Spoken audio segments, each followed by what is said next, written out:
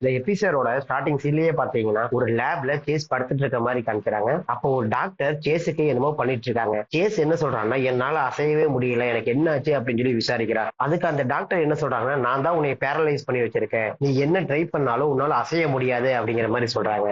இதை கேட்டு காண்டான சேஸ், நீ யாரு, என் முன்னாடி வா, நான் உன்னை பார்க்கணும் அப்படிங்கிற மாதிரி சொல்றா.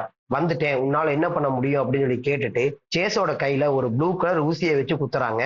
அதுக்கப்புறம் சேஸோ, என் கண்ணெல்லாம் எரியுது, நான் ஐடன்ல தான் இருந்தேன், நான் எப்படி இங்க வந்தேன்னு எனக்கு தெரியல, உண்மையை சொல்லுங்க, நான் எப்படி இங்க வந்தேன் அப்படின்னு சொல்லி விசாரிக்கிறா.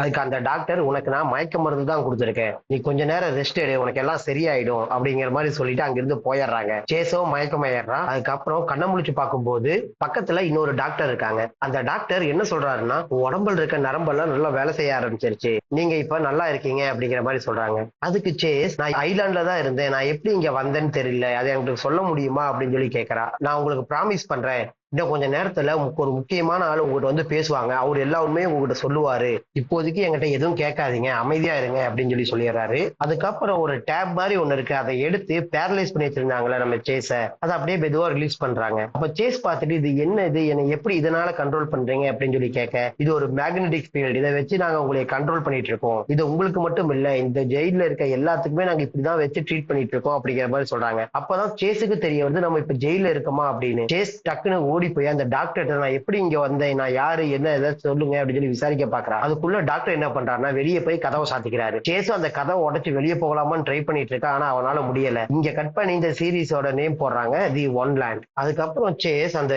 ரூம்லயே உட்கார்ந்துட்டு இருக்கா. அப்போ 4 போலீஸ் மாதிரி இருக்காங்க, 4 பேர் உள்ள வந்து சேஸ ஒரு இடத்துக்கு போலாம்னு சொல்லி கூப்பிடுறாங்க. அவங்க கூடயே சேஸ் போக ஆரம்பிக்கிறா. அப்படி போகும்போது அங்க இருக்க இடத்த சுத்தி பார்த்துட்டே போயிட்டு இருக்கா. அவ இப்ப நேரா எங்க போறான்னு பாத்தீங்கன்னா, ஒரு பெரிய ரூம் மாதிரி இருக்கு, அந்த ரூம்குள்ள போறான். அந்த ரூம்குள்ள பார்த்தா ஒரு கேரக்டர் இப்பதான் இன்ட்ரடியூஸ் பண்றாங்க. சிகரெட் குடிச்சிட்டு டொப்பி போட்டு ஒருத்தர் நிக்கிறாருல, இவர் தான் இந்த ஜெயிலோட வார்டன். வார்டன் என்ன சொல்றாருன்னா, நீ ஒரு நல்ல திறமையான பொண்ணுதான், நாங்க உன்னை வாட்ச் பண்ணிக்கிட்டே இருந்தோம் அப்படிங்கிற மாதிரி சொல்றாங்க.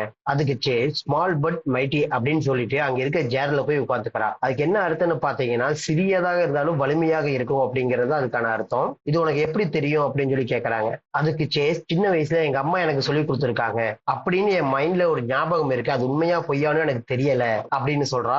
நாமெல்லாம் எனிவே அப்படின்னு சொல்லி சொல்லுவோம்ல, பட் இந்த வார்டன் என்ன வேர்டு யூஸ் பண்ணுவார்னா, எனிஹூ அப்படிங்கிற வேர்டு தான் யூஸ் பண்ணுவாரு. அதுக்கப்புறம் சேஸ் கிட்ட, நீ இப்ப எப்படி ஃபீல் பண்ற, உனக்கு எப்படி இருக்கு, நல்லா இருக்கியா அப்படிங்கிற மாதிரி விசாரிக்கிறாரு. அவர் என்ன சொல்றாருன்னு பாத்தீங்கன்னா, இதுக்கு முன்னாடி டெஸ்ட் பண்ணதுல இந்த மாதிரி யாருமே பாதியில எந்திரிச்சது இல்ல, நீ தான் ஃபர்ஸ்ட் டைமா எந்திரிச்சிருக்க, அதனாலதான் நீ இப்ப எப்படி ஃபீல் பண்றேன்னு சொல்லி கேக்குறேன். அதுக்கு சேஸோ, நான் நல்லா இருக்கேங்க சார் அப்படிங்கிற மாதிரி சொல்றா. அதுக்கு அந்த வார்டன் என்ன சொல்றா, நீ என்னை சாருன்னுலாம் கூப்பிட வேண்டாம், வார்டனே கூப்பிடு போதும் அப்படிங்கிற மாதிரி சொல்லிடுறாரு. அதுக்கப்புறம் சேஸ், இங்க என்ன கருமம் தான் நடக்குது, எனக்கு ஏதாவது எக்ஸ்பிளைன் பண்ண முடியுமா, எனக்கு என்ன நடக்குது ஒண்ணுமே புரிய மாட்டேங்குது, நான் இப்ப எங்க இருக்கேன், நான் எப்படி அங்கிருந்து இங்க வந்தேன், எனக்கு எதுவுமே புரியல, எனக்கு எக்ஸ்பிளைன் பண்ண முடியுமா அப்படின்னு சொல்லி கேட்கறா. அதுக்கு வார்டனும், வேணா சரக்க போட்டு பேசுவோமா அப்படின்னு சொல்லிட்டு சரக்கடிக்க போயிடறப்பல சரக்க டம்ளர்ல ஊத்தி வச்சுட்டு ஒரு சேர்ல உட்கார்ந்துட்டு சேஸ ஜேர திருப்பி போட்டு உட்கார சொல்றாரு. அதுக்கப்புறம் சேஸுக்கிட்ட, உனக்கு என்ன கேள்வி இருக்கோ கேளு, நான் இந்த சரக்கு அடிச்சு முடிக்கிறதுக்குள்ள நீ கேள்வி கேட்கறதுக்கு நான் ஆன்சர் பண்றேன் அப்படிங்கிற மாதிரி சொல்லிடுறாரு. அதுக்கு சேஸோ, நான் ஏன் இங்க இருக்கேன், நான் ஜெயிலுக்கு எதனால வந்தேன், என்ன காரணத்தினால வந்தேன் அப்படின்னு கேட்கறா. அதுக்கு வார்டன் என்ன சொல்றாருன்னா, இதுதான் நீ கேட்கிற இன்ட்ரெஸ்டிங் கொஸ்டினா, நான் இதை விட நிறைய கொஸ்டின் கேட்பேன்னு எதிர்பார்த்தேன், அந்த ஐலாண்ட பத்தி விசாரிப்புன்னு எதிர்பார்த்தேன், அதை விட்டு போட்டு நீ இந்த ஜெயிலுக்கு எப்படி வந்தேன்னு சொல்லி கேட்கற, இந்த ஒரு நாள் ஃபுல்லா போரிங்கா போகும் நீ நினைக்கிறியா அப்படின்னு சொல்லி கேட்கறாரு. அதுக்கப்புறம், நீ பீச்ல கண்ண முழிச்சும் பார்க்கும்போது உனக்கு எதுவுமே ஞாபகம் இல்லாம இருந்திருக்கும்ல, அப்ப நீ எப்படி ஃபீல் பண்ண அப்படின்னு சொல்லி கேட்கறாரு. அதுக்கு அவன் கெட்ட வார்த்தையில் திட்டிட்டு, இது உங்களுக்கு என்ன விளையாட்டா தெரியுதா, அந்த இடத்துல நாங்க எவ்வளவு கஷ்டப்பட்டோன்னு தெரியுமான்னு சொல்லி சொல்றா. அதுக்கு வார்டன் என்ன சொல்றாருன்னா, நீங்க கஷ்டப்படுறதுக்காக தானே அதை நாங்க செஞ்சதே அப்படிங்கிற மாதிரி ஒரு நக்கலா சொல்றாரு. நான் ஐலாண்ட்ல தானே இருந்தேன், நான் எப்படி இப்ப இங்க வந்தேன் அப்படின்னு சொல்லி விசாரிக்கிறா. அதுக்கு வார்டன் என்ன சொல்றாருன்னா, நம்ம மொபைல்ல கேம் விளையாடுவோம்ல, அந்த மாதிரி இது ஒரு சிமுலேஷன், இதுல நீ ரியலா அங்க இருக்க மாட்ட, பட் ஆனா உன்னோட மைண்ட் அது உண்மைன்னு சொல்லி நம்ப ஆரம்பிச்சிடும். உங்களோட இருந்த மிச்சம் 9 பேருமே பிரிசனர்ஸ் தான், அவங்க எல்லாத்துக்குமே செகண்ட் சான்ஸ் கொடுத்துருக்கோம், இங்க இருக்கவங்க யார் உண்மையை பேசுறாங்களோ, அவங்க பண்ண தப்ப ஒத்துக்குறாங்களோ, அவங்க அங்க இருந்து வெளியே வந்துருவாங்க அப்படிங்கிற மாதிரி சொல்றாரு. பட் சேஸ் இதை ஒத்துக்க மாட்டான். நான் உண்மையாவே ஐலாண்ட்ல தான் இருந்தேன், அங்க இருந்ததெல்லாம் எனக்கு ரியலா நடந்துச்சு, எனக்கு அடிப்பட்டப்போ கூட என் கால ரத்தம் வந்துச்சு, அது என்னால உணர முடிஞ்சுச்சு, இது சிமுலேஷன் சிமுலேஷன் இல்ல, உண்மைதான் அப்படிங்கிற மாதிரி சொல்றா. அதுக்கு வாடனும், ஆமா அங்க என்ன நடந்துச்சோ எல்லாமே அது மூளைக்குள்ள நடந்தது, அதனால நீங்க வந்துட்டு எல்லாத்தையுமே உணர்வீங்க. இன்கேஸ் அங்க அந்த ஐலாண்ட்ல யாராச்சும் ஒரு ஆள் செத்து போயிட்டாலும் அவங்க ரியல் லைஃப்லயும் செத்து போயிருவாங்க அப்படின்னு சொல்றாரு. சேஸ்னால நம்பவும் முடியல, நம்பாவும் இருக்க முடியல. அப்பதான் இந்த பிரிசனோட ஃபுல் வியூவை நம்ம காமிக்கிறாங்க. அப்படியே கட் பண்ணா சேஸ் அவளோட ரூமுக்கு போயிடுறா. அங்க அந்த பழைய டாக்டர் இந்த ரெட் கலர் ட்ரெஸ் போட்டுருந்தாங்களே அவங்க உள்ள வராங்க. உள்ள வந்துட்டு சேஸுக்கு ஒரு மருந்து போட பாக்குறாங்க. அதுக்கு சேஸ் வந்துட்டு இல்ல எனக்கு வேண்டாம், நான் நல்லா தான் இருக்கேன் அப்படிங்கிற மாதிரி சொல்றான். அதுக்கு டாக்டர் என்ன சொல்றாங்கன்னா, இல்ல உனக்கு இது போட்டே ஆகணும், நீ தூங்க வேண்டிய நேரம் அப்படிங்கிற மாதிரி சொல்றாங்க. அதுக்கு சேஸ் நான் நல்லா தான் இருக்கேன், எனக்கு எந்த மருந்தும் வேண்டாம் அப்படிங்கிற மாதிரி சொல்றா. அதுக்கு டாக்டர் இல்ல நீ ரொம்ப அக்ரெசிவா நடந்துக்கிற, உனக்கு இந்த மருந்து போட்டே ஆகணும்னு சொல்றா. சேஸ் எவ்வளவோ சொல்லி பாக்குறா நான் அக்ரெசிவா எதுவும் நடந்துக்கல அப்படின்னு. பட் டாக்டர் என்ன பண்றாங்கன்னா, அங்க இருக்க போலீஸ்காரங்களை கூப்பிட்டு சேஸ பிடிக்க சொல்றாங்க. சேஸோ அங்க இருக்க 2 போலீஸ்காரங்களே அடிச்சு போட்டு அந்த டாக்டர் கையில வச்சிருந்தாங்கல்ல ஊசி, அதை புடுங்கி டாக்டரோட கழுத்திலேயே வச்சு அப்படியே மெதுவா வெளியே தப்பிக்க பாக்குறாங்க. அப்போ அங்க வெளியே இருந்த போலீஸ் எல்லாம் பார்த்துட்டு சேஸ திரும்பவும் ஷூட் பண்ண பாக்குறாங்க. பட் சேஸ் என்ன பண்றான்னா, அவங்க மேல டாக்டர் தள்ளி விட்டு போட்டு படிக்கட்டு இருக்க பக்கமா ஓடி போறா. அங்க படிக்கட்டுல வர ஒவ்வொரு போலீஸ்காரங்களையும் அடிச்சு போட்டு அங்கிருந்து தப்பிச்சு போறதுக்காக ஓடுறா. அப்போ ஒரு போலீஸ்காரன் துப்பாக்கியை வச்சு நம்ம ஹீரோயின் சேஸ் மூஞ்சி மேலேயே அடிச்சு மயக்கம் போட வச்சிடறான். அதுக்கப்புறம் சேஸ அரெஸ்ட் பண்ணி வேற ஒரு ஜெயில் ரூமுக்கு கூட்டு போறாங்க. அந்த ரூமுக்குள்ள சேஸ் போனதும் கதவு லாக் பண்ணிடுறாங்க. கதவு லாக் பண்ணதுக்கு அப்புறம் ஒரு பட்டன் மாதிரி இருக்கு, அதை அழுத்தினதும் சேஸ் பள்ளி மாதிரி செவுத்துல போய் ஒட்டிக்கிறா. நீ பண்ணுனதுக்கு இதுதான் உனக்கு தண்டனை அப்படின்னு சொல்லிட்டு அங்க இருக்க போலீஸ்காரங்க எல்லாம் போயிடுறாங்க. சேஸும் எவ்வளவோ கத்தி பாக்குறா, அங்க ஹெல்ப் பண்றதுக்கு அவளுக்கு யாருமே இல்ல. திரும்பவும் சேஸுக்கு அதே கனவு வருது. ஒருத்தங்க ரெட் கலர் சேர்ல உட்கார்ந்துருக்காங்க. அவங்க திரும்பி சேஸ பார்த்து கெஞ்சறாங்க. டக்குன்னு சேஸ் தன் கனவுல இருந்து எந்திரிக்கிறா. இப்ப சேஸ பாத்தீங்கன்னா பள்ளி மாதிரி செவுத்துல ஒட்டிட்டே தான் தூங்கிட்டு இருந்திருக்கா. காலையில போலீஸ்காரங்க வந்து அந்த சுவிட்ச ஆஃப் பண்ணி சேஸ கீழே இருக்கிறாங்க. அதுக்கப்புறம் சேஸ ஒரு கோர்ட் மாதிரி இருக்க ரூம் கூட்டு போறாங்க. அங்க போய் அவங்களெல்லாம் பார்த்துட்டு சேஸ் இவங்க யாருன்னு தெரியாம அதிர்ச்சி நின்றுட்டு இருக்கா.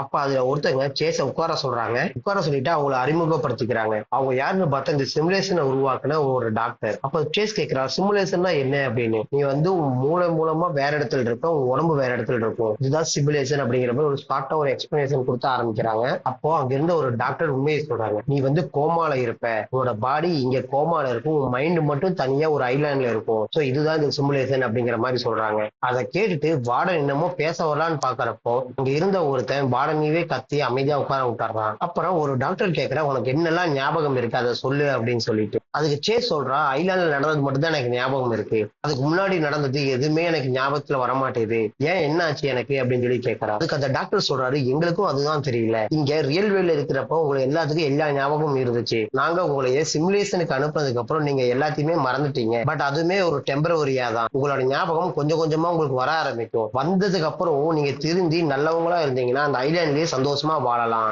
இல்லாம நீங்க அங்க ஏதாச்சும் ஒரு கோல்மால் பண்ணீங்கன்னா உங்க எல்லாத்துக்கும் தண்டனை கண்டிப்பா அங்க கிடைக்கும் அப்படின்னு அந்த டாக்டர் சொல்றாரு. இதை கேட்டுட்டு இருந்த வார்டன் இதுக்கு மேல பேச விட்டா ஏதாச்சும் பிரச்சனையாயிருன்னு சொல்லி போட்டு எல்லாருக்கும் டீ பிரேக் போலாம் அப்படின்னு சொல்லிட்டு சேஸ கூப்பிட்டு கிளம்பிடுறாரு. சேஸ கூட்டிட்டு போய் ஒரு இடத்துல உட்கார வச்சு ஒரு டீல் பேசுறாரு. இந்த ப்ரோக்ராமோட பேரு பைலட் ப்ரோக்ராம். சோ இந்த ப்ரோக்ராமோட ஃபண்ட் ரைசரே நம்ம வார்டன் தான். நம்ம வார்டன் என்ன சொல்றாருன்னா, இந்த ப்ரோக்ராமுக்கு நிறைய பேர் இன்வெஸ்ட்மெண்ட் பண்ணிருக்காங்க, நீ இந்த ப்ரோக்ராம்ல ஏதாச்சும் தப்பா இருக்கு, உயிருக்கு ஆபத்து இருக்கு அப்படிங்கிற மாதிரி சொல்லிட்டீங்கன்னா அங்க இருந்த 4 பேர் இந்த ப்ரோக்ராம இழுத்து மூடுறதுக்கு ட்ரை பண்ணுவாங்க, இதனால பெரிய லாஸ் ஏற்படும். சோ நான் உனக்கு ஒரு டீல் தரேன், நீ எப்படியும் திரும்பவும் அந்த சிமுலேஷனுக்குள்ள போக தான் போறேன், அப்படி நீ அங்க போனீங்கன்னா உன் உயிருக்கு எந்த பாதிப்புமே ஆகாம நான் பாதுகாப்பு கொடுக்குறேன், அண்ட் உனக்கு தேவையான பொருட்களை நான் சிமுலேஷனுக்குள்ள எனக்கு தெரிஞ்ச ஆளுங்க மூலமா உனக்கு அனுப்பி வைக்கிறேன், நீ அங்க ஹாப்பியா சந்தோஷமா வாழலாம், ஆனா நீ இந்த விஷயத்தை யார்ட்டையும் சொல்லிடக்கூடாது அப்படின்னு ஒரு டீல சொல்றாரு. அப்படின்னு ஒரு டீல வார்டன் சொல்றாரு. இதை கேட்ட சேஸ் இதுக்கு முன்னாடி இறந்து போன சுருட்டு முடிக்காரனுக்கு என்ன ஆச்சு ரியல் லைஃப்ல அப்படின்னு சொல்லி விசாரிக்கிறான். அவன் ரியல் லைஃப்லயும் ஒரு ரேபிஸ்டா தான் இருந்திருக்கான், அங்க வந்து அவன் அப்படியே தான் இருந்தான், சோ அங்க அவன் செத்து போனனால இங்க ரியல் லைஃப்ல அவன் செத்து போயிட்டான் அப்படிங்கிற மாதிரி சொல்றாரு. அப்பதான் வார்டன் அந்த தீவோட சில ரூல்ஸ் பத்தி சொல்றாரு. நீ என்ன செய்யறியோ அதுதான் உனக்கு கிடைக்கும், நீ ஒருத்தரை கொன்னேன்னா நீயும் அங்கேயேதான் சாவ, ஆனா இது ஒரு சிமுலேஷன், இது ஒரு கேம், இங்க யாரு ஃபர்ஸ்ட் யார கொல்றாங்கிறதான் போட்டியே, உங்களுக்கு வேணா இது ரியலா இருக்கலாம், ஆனா இதை பாக்குற எங்க எல்லாத்துக்குமே இது ஒரு கேம் மாதிரி தான் இருக்கு, அதனாலதான் நானும் சொல்றேன் உனக்கான தேவையான பாதுகாப்பு எல்லாத்தையுமே நான் கொடுக்குறேன், இந்த விஷயத்தை நீ யார்ட்டையும் வெளியே சொல்லிடக்கூடாது, நான் எப்போ உன்னை பார்த்துக்கிட்டே தான் இருப்பேன் அப்படின்னு சொல்லிட்டு திரும்ப அவங்க அந்த அந்த மீட்டிங்க்கு போக ஆரம்பிக்கிறாங்க. இந்த மீட்டிங்ல எல்லாரும் பேசி என்ன முடிவு பண்றாங்கன்னா, நீங்க திரும்பவும் அந்த சிமுலேட்டருக்கு போய் தான் ஆகணும், வேற வழி இல்ல அப்படிங்கிற மாதிரி சொல்லிடுறாங்க. அதுக்கு சேஸ் என்ன சொல்றான்னா, நாங்கெல்லாம் போக மாட்டேன், என்னை விட்டுருங்க அப்படிங்கிற மாதிரி பேசுறான். பட் அங்க இருக்கவங்க நாங்க டிசிஷன் எடுத்துட்டோம், நீங்க அங்க போயே ஆகணும் அப்படிங்கிற மாதிரி சொல்லிடுறாங்க. இதனால காண்டான சேஸ் என்ன பண்றான்னா, தான் உட்கார்ந்துட்டு இருந்த சேரை எடுத்து அவங்க மேல வீச போறான். அதை பார்த்த போலீஸ்காரங்க அவளை புடிச்சு கழுத்துல செயினை மாட்டி கார்டன்ல உட்கார வச்சிடறாங்க. வார்டன் அந்த இடத்துல வந்து சேஸ்ட பேசிட்டு இருக்கான். அப்ப சேஸ் என்ன பண்றான்னா, வார்டனோட கண்ணத்திலேயே பல்லாருன்னு ஒரு அப்பு விட்டுறான். அதனால காண்டான வார்டன் என்ன பண்றான்னா, போலீஸ்காரங்க சொல்லி அடிக்க சொல்லிட்டு போயிடுறான். இங்க பாருங்க, நம்ம சேஸோட மூஞ்சில இவ்வளவு காயமாயிருக்கு, ஆனா அடிச்ச போலீஸ்காரங்க மூஞ்சில பாருங்க எவ்வளவு காயம். அப்ப நம்மால எவ்வளவு திறமசாலின்னு பாருங்க. அப்போ அந்த இடத்துல அந்த டாக்டர் இருந்தாங்கல்ல, அதுல நல்ல டாக்டர் இந்த ரூமுக்கு வந்து சேஸ்ட பேச ஆரம்பிக்கிறாங்க. போலீஸ்காரங்களை வெளியே அனுப்பி விட்டுட்டு, நீ திரும்பவும் உள்ள போறதுக்கு என்னை மன்னிச்சுக்கோ, பட் ஆக்சுவலா நீ உள்ள போய் தான் ஆகணும், ஆனா நீ அங்கிருந்து வெளியே போறதுக்கான வழியை நீ கண்டுபிடி, உனக்கு முடிஞ்ச வரைக்கும் நானும் ஹெல்ப் பண்றேன். அந்த சிகப்புக்கெல்லாம் ட்ரெஸ் போட்ட ஒரு டாக்டர் உள்ள வந்துடுறா. அவளை பார்த்ததும் நம்ம நல்ல டாக்டர் நான் இங்கிருந்து கிளம்புறேன் அப்படின்னு சொல்லிட்டு போயிடுறாரு. அதுக்கப்புறம் நம்ம சிகப்புல ட்ரெஸ் போட்ட டாக்டர் என்ன பண்றான்னா, ஒரு மாத்திரையை கொடுத்து சேஸை சாப்பிட சொல்றா. அப்போ நான் சாப்பிட முடியாது அப்படிங்கிற மாதிரி சொல்லிடுறா. அந்த ப்ளூ கலரா ஒரு இன்ஜெக்ஷன் போட்டாங்கல்ல, அதான் எடுக்கிறா. அதை பார்த்தோன்னே சேஸ் இல்ல வேண்டாம், நான் மாத்திரையே சாப்பிட்டுக்கிறேன்னு சொல்லிட்டு அந்த மாத்திரையை சாப்பிட்டுக்கிறா. அதுக்கப்புறம் சேஸ வேன்ல ஏத்தி அந்த சிமுலேஷன் நடக்கிற இடத்துக்கு கூட்டு போறாங்க. போற வழியிலேயே அங்கிருந்த ஒரு போலீஸ்காரன் அடிச்சு போட்டு சேஸ் எஸ்கேப் ஆயிடுறா. எஸ்கேப் ஆனவோ வேற எங்கேயாச்சும் போக வேண்டியதுதானே, இந்த சிமுலேஷன் நடக்கிற இடம் பக்கமே வந்துடுறா.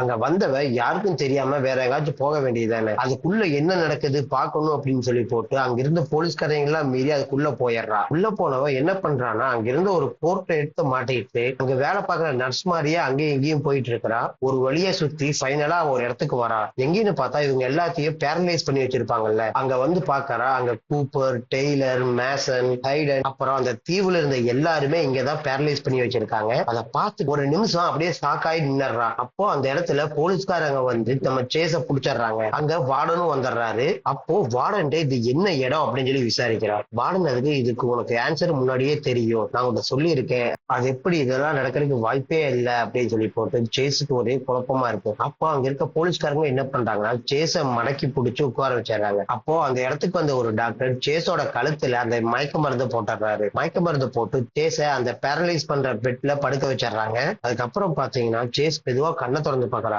அவ இப்ப எங்க இருக்கான்னு பார்த்தா அந்த ஐலாண்டுக்குள்ளதான் இருக்கா. அப்படியே இந்த இடத்துல இந்த எபிசோட முடிக்கிறாங்க. ஹாய் கைஸ், நாளைக்கு மதியம் 3:33க்கு தி ஒன்லேண்ட் வெப் சீரிஸோட 4வது எபிசோடு வரும். அது உங்களுக்கு ஒரு நோட்டிபிகேஷன்ல வேணும்னா லைக் பண்ணுங்க, சப்ஸ்கிரைப் பண்ணுங்க, அந்த பெல் பட்டனை ஆல் ஆப்ஷன் கொடுத்து ஆன் பண்ணி வச்சுக்கோங்க. ஓகே கைஸ், பாய்.